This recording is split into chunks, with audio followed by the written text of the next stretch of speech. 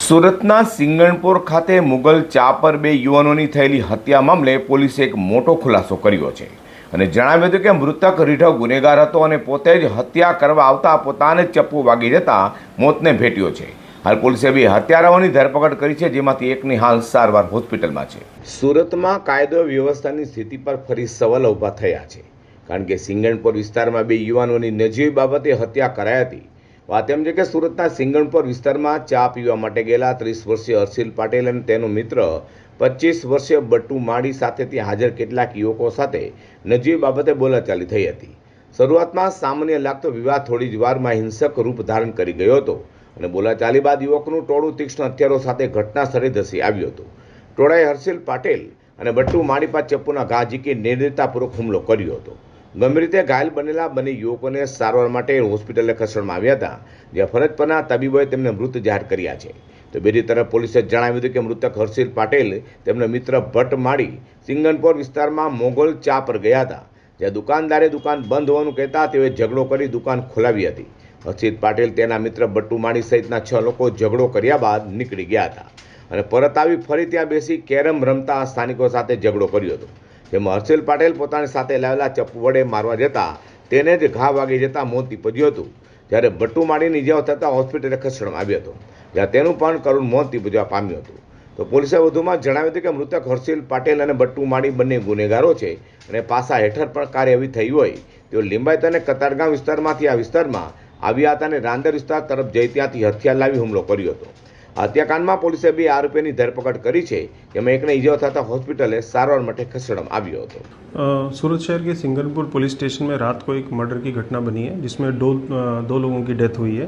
इसमें मरण जनार है, उसका नाम भाटू माली और हर्षल पाटिल है.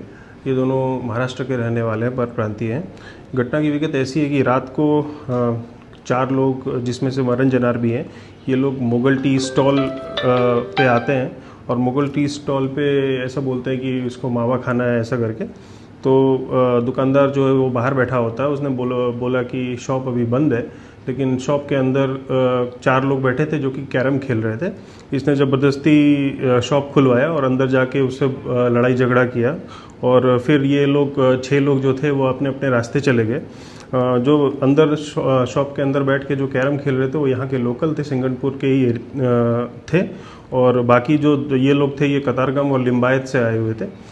ये वापस जाते हैं और रांदेर के विस्तार में जाके वहाँ से चाकू लेके आते हैं और इन 4 लोगों के से लड़ाई करने का प्रयास करते हैं.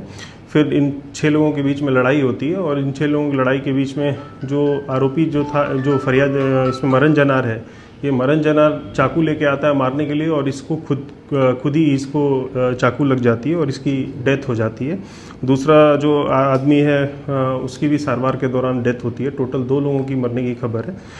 तुरंत ही सिंगणपुर पुलिस स्टेशन की डी स्टाफ और रात में जो PSI थे वो भी जगह पे पहुंचे और रातों रात दो आरोपी थे इसमें, उन दोनों आरोपी को अरेस्ट कर लिया गया है और इसमें टोटल 4 आरोपी हैं. बाकी 2 आरोपी की शोधखोल चालू है.